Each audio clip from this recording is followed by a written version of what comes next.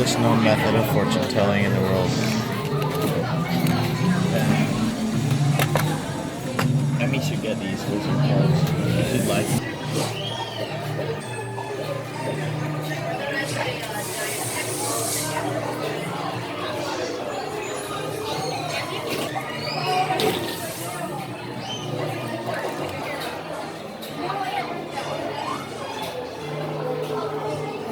Dude, just make a noise, or is it like when you pull it?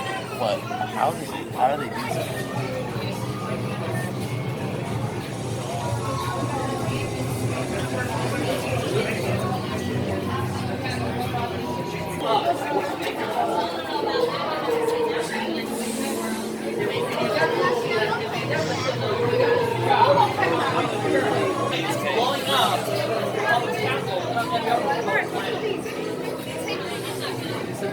Because he's playing like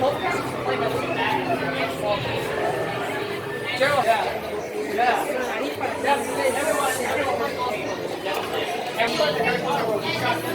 Everyone.